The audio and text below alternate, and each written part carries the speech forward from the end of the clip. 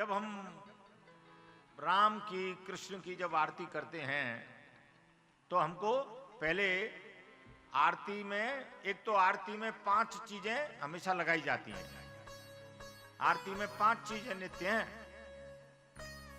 पृथ्वी जल वायु आकाश और तेज। ये 5 चीजें और हमारा पंच भौतिक ही शरीर है। पूरे शरीर की शुद्धि और भगवान का आरत भाव हरण के लिए आरती की जाती है। आरती से पंच तत्व की शुद्धि होती है। तो आरती में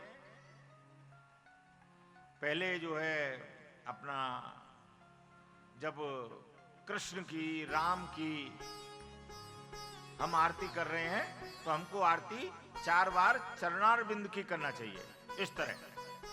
और आरती ओम की आकृति में करना चाहिए।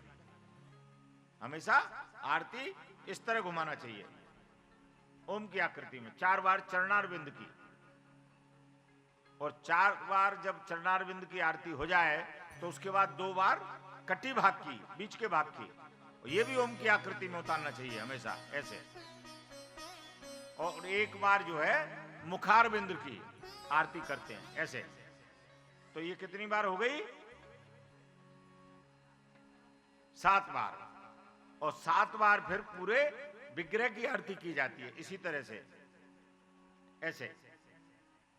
और फिर उसके बाद जब 7 बार वो हो गई, 7 बार ये पूरे विग्रह की हो गई, फिर लास्ट जो आकृति आरती का राउंड होता है उसमें आरती इस तरह उतार के ऐसे घुमा के और फिर चंद्रबिंदु लगाया जाता है, फिर वो नीचे रखी जाती है। और जब शक्ति की आरती उतारे हैं, मां की आरती करें हैं, तो मां की आरती मुखारबिंदु से चालू होती है।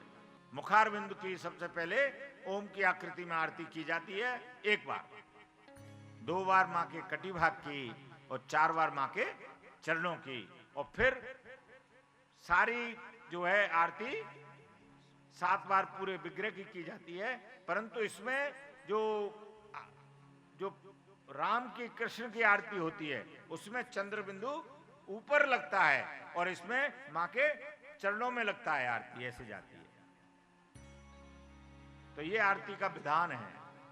और आरती से 5 चीजें शुद्ध होती हैं। पृथ्वी जब मिट्टी लगाते हैं तो पृथ्वी तत्व शुद्ध होता है। शंख में जल भरते हैं तो जल तत्व शुद्ध होता है। और कहते हैं वो जल जहां जहां तक छिटका जाता है वो बहुत पावरफुल जल बन जाता है। जब शंख को बजाया जाता है तो वायु तत्व शुद्ध होता है। और आरती को जब घुमाया जाता है तो आकाश तत्व शुद्ध होता है। और फिर जो है अग्नि के माध्यम से तेज तत्व शुद्ध होता है। और यही हमारे शरीर में 5 तत्व हैं।